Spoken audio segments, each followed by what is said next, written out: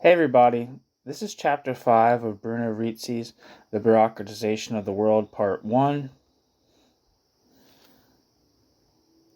It's titled The Proletariat. What has become of this class in the USSR? Everybody considers it as frustrated, oppressed, and exploited, but nobody inquires whether perhaps the legal position of the worker, which changed as a result of the October Revolution, has not undergone yet another metamorphosis. The legal character of the direct producers has indeed undergone many changes. They have been slaves, serfs, proletarians, pariahs, etc. Naturally, no voice has been raised because, quote, it is written, end quote, in the Marxist Bible that the proletariat will be the last exploited class to appear on the scene of history, and therefore classes will disappear in a humanity of equals. But there is no shortage of pronouncements. Quote, the worker in our country is not a wage slave and is not the seller of a commodity called labor power. He is a free workman, end quote, says Pravda. And Trotsky answers, quote, for the present period, this virtuous formula is unpermissible bragging.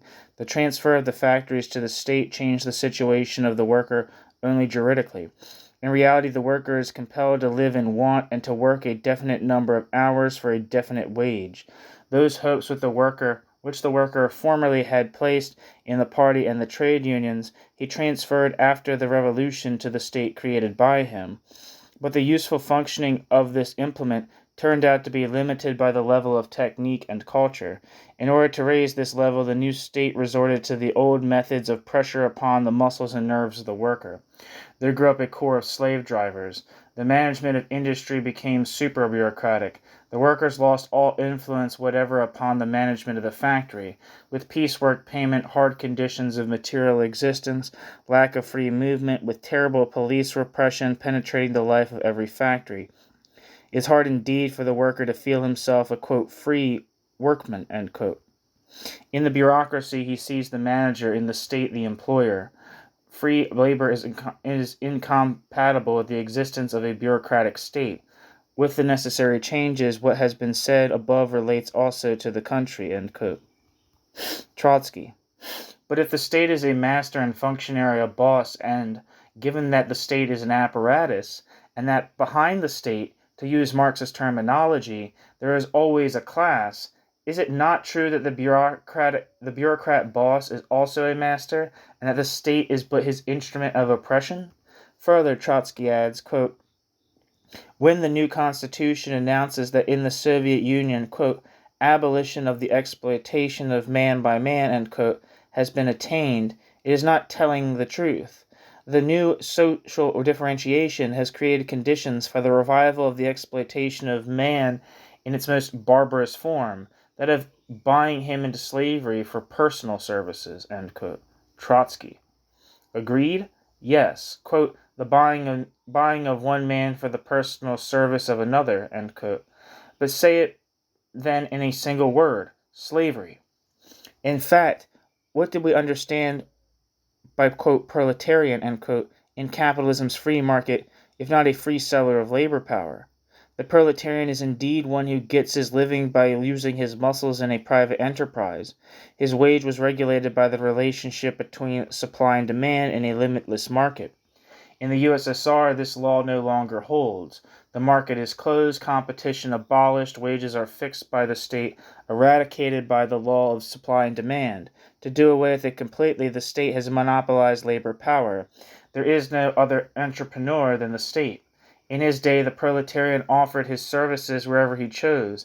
He could leave at a moment's notice and could go where he liked. He was free to join a union, free to think what he liked. He had freedom of the press, freedom of assembly, and freedom of religion. He was subject to the uncertainties of the market, but he was free as a bird, gliding in the air and nesting anywhere. The Soviet worker has but one master. The Soviet worker can no longer offer his labor commodity. The Soviet worker is a prisoner with no possibility of choice. The Soviet worker gets, quote, the meanest share, end quote. The Soviet worker has been snatched from his village and taken where best suits the state, until finally the Soviet worker needs a passport to travel in his own country. Because the state sees the Soviet worker only in relation to the national economy, the Soviet worker's personality disappears. The Soviet worker has become a little cog in an immense organization, and the Soviet worker has social meaning only if he finds a place within the organization. The social relations between proletarians and capitalists were reduced to a simple transaction of buying and selling, resulting in the payment of a weekly wage. Apart from this swift and simple act, there was no social contact. Each went his own way. But the Russian worker, on the other hand, is now continually and directly in contact with his master, in the factory, at home, at school, in the union, at the theater, in the countryside. He must turn up at, quote, political, end quote, meetings and always say, quote, yes, end quote. The Russian worker must, whether he likes it or not, pay his dues by the paper, listen to the patter lovingly doled out by the master, a daily fodder for his spirit. If the Russian worker wants to participate in politics, the Russian worker has but one party to choose from, and the Russian worker enters that party not as a free thinker but as a soldier. Soviet bureaucracy, like God, is omnipresent. The state, the sole employer of labor power, cannot allow itself the capitalist luxury of buying labor power and then completely ignoring the human being that produces that labor power. As a monopolist, the state can no longer limit itself to the purchase of a certain quantity of labor power for a fixed period. In taking possession of it all, and without limits of time, it becomes, in fact, the owner of those who provide the labor power. In the last analysis, today's Soviet state has acquired the whole proletariat in block, and the relations between entrepreneurs and the workforce are completely changed. The worker of today's Russia has nothing of the proletarian left about him. He has the characteristics of a slave. Exploitation takes place exactly as in a slave society. The subject of the state works for the master who has bought him. He becomes a capital good. He is livestock which has to be cared for, house and whose reproduction is of great concern to the master.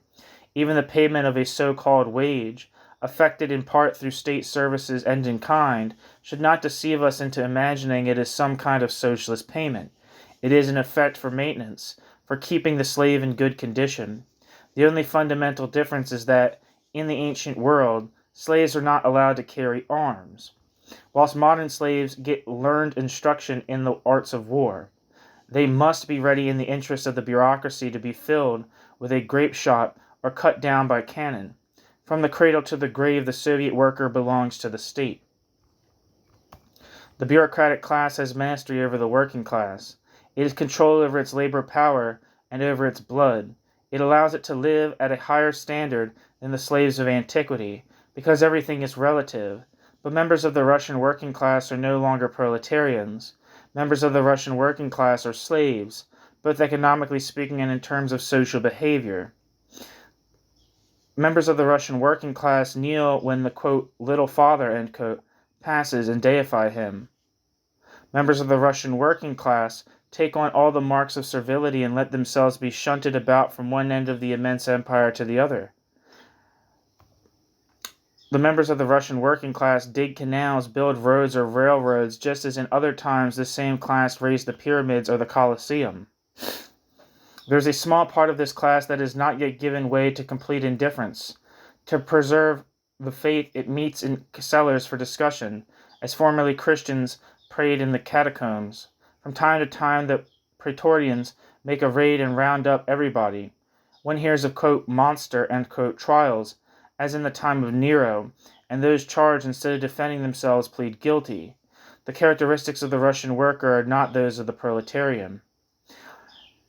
The Russian worker has become a subject of the state and has taken on nearly all the characteristics of the slave. Apart from the sweat of his brow, he has nothing in common with the free worker. Marxists, if they are looking for proletarians in Soviet towns, should equip themselves with the lamp of Diogenes. The Russian worker, together with his union, has become part and parcel of the state. Once upon a time, the Russian worker could hear, read out by his representative in the Duma, pamphlets written by Lenin. Now he is made to turn up sheep-like at political meetings. He is simply an unthinking element of a mass, which is there to be manipulated by the bureaucracy. A single giant slave master has given up the plains of Russia, the state. Marius's descendants may well sharpen their arms. Marx never foresaw such a fate for the proletarians, but that is no reason to deny that such has been their fate. We do not worship saints. Just as the Jews came out every year onto the ramparts to await the coming of the Messiah, so the Philistine Marxists continue to await the resurgence of the proletariat. Their wait is long for the Messiah. When the Soviet bureaucracy falls down dead at Lenin's mausoleum, it will be Marius's sword that has pierced their heart.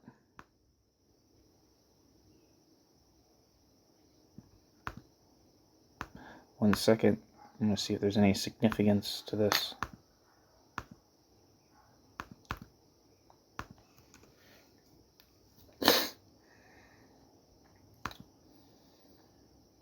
Wikipedia says Gaius Marius lived from 157 BC to 86 BC and was a Roman general and statesman.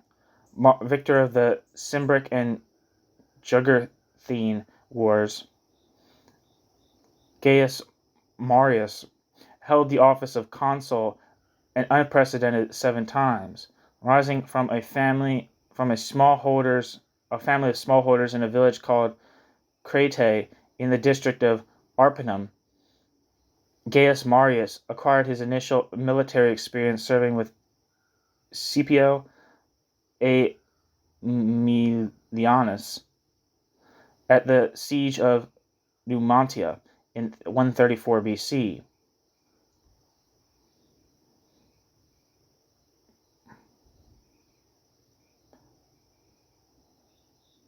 Sorry, this isn't really telling me anything. Sorry. Also, just don't feel like reading that. Anyway, when the Soviet bureaucracy falls down dead at Lenin's mausoleum, it will be Marius's sword that has pierced their heart. The 4th International Squadron, the camp of Agremont, ever scientific, affirms that from henceforth in the USSR, there is no longer any need for social revolution, that progress will simply require a strictly political pronunciamento.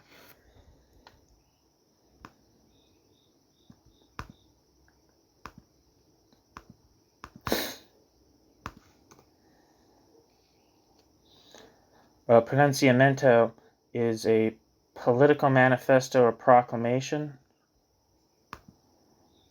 According to Wikipedia, a pronunciamiento, I was saying it wrong, pronunciamiento is a form of military rebellion or coup d'etat particularly associated with Spain, Portugal, and Hispanic America, especially the 19th century.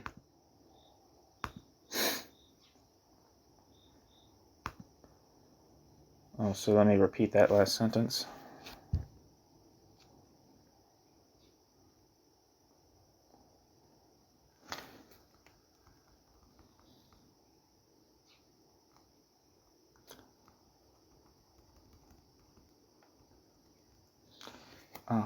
The 4th International Squadron, the camp of Agremont, ever scientific, affirms that from henceforth in the USSR there is no longer any need for social revolution.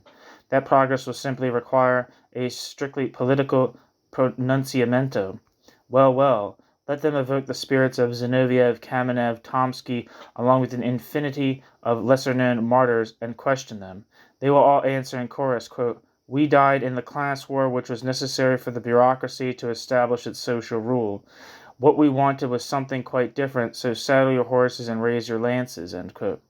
What a supreme irony. The lances are not raised and pointed, but are broken for the, quote, defense of the USSR, end quote, exclamation point. It's the end of Chapter 5 of the Bureaucratization of the World. Thank you for listening. It's funny because I'm reading these things and it seems like these chapters just kind of break off as opposed to, like, I don't know, they feel incomplete when I'm done reading them. But I don't know.